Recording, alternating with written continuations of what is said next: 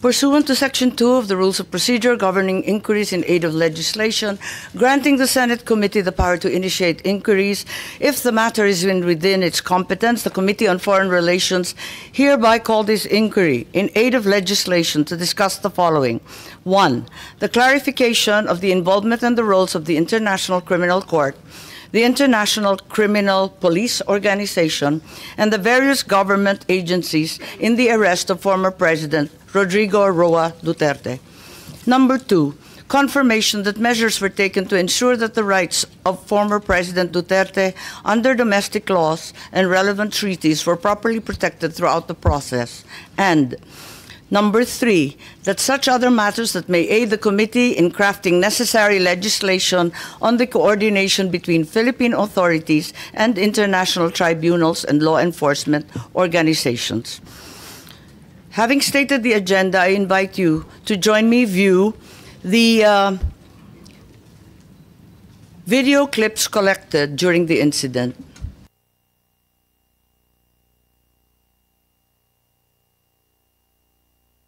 Good morning, Raul po. Ano pong, sir, give me plano lang. Ano sir, salubungin lang namin sir.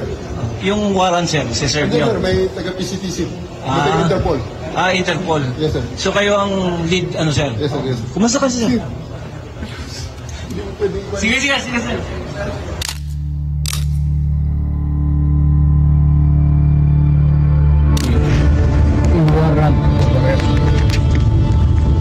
So, you will just have to keep. Kung hindi ako papayag, kung kakampi ka dyan sa mga puti, you better go back to them and have the legal. I am a citizen of this country, a former president, and you show me a piece of paper and you're asking me to go with you. That is a serious illegal detention. Former President Rodrigo Duterte cries out illegal detention at Villamor Air Base after he was served an arrest warrant from the International Criminal Court. The former president was arrested upon his arrival at the Ninoy Aquino International Airport on Tuesday, March 11.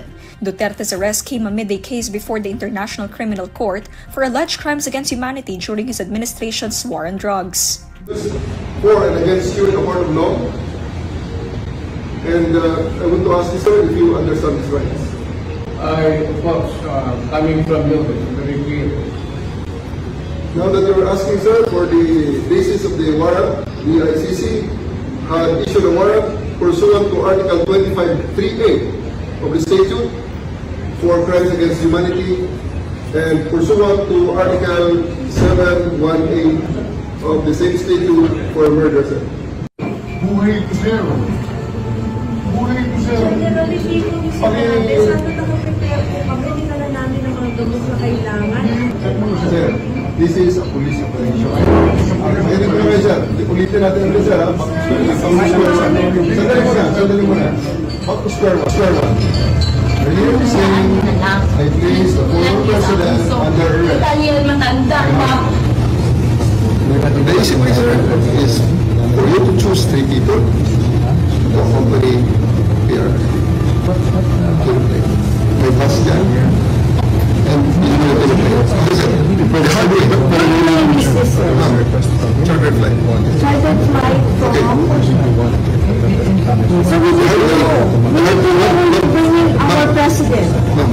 Sir, we need to know this information where you are bringing. Wala sa pig-grade ko yun.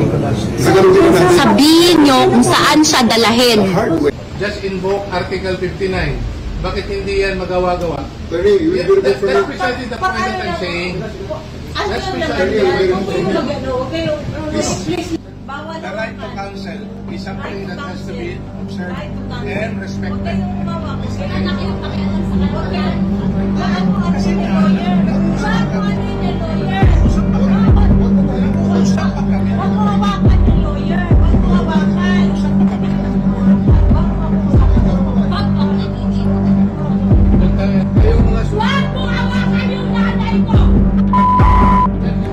Tanungin ko kayo, anong kasalanan ko?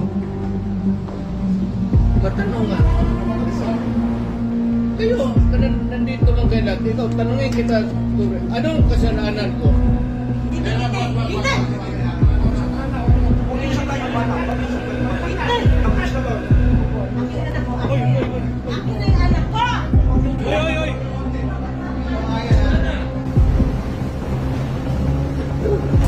Hihilain ko yan. Hihilain ko yan. Ako maniwala ka, hihilain ko yan. Kakapag manas. Pero hihilain ko yan. Is that our intention? You have to kill me to bring me to Hague.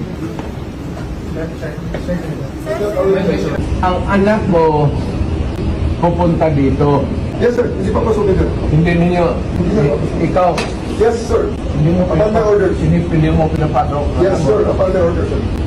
Ang sabi ko, ang abogado ko, ang anak ko na babae, They can visit you at your detention center, sir.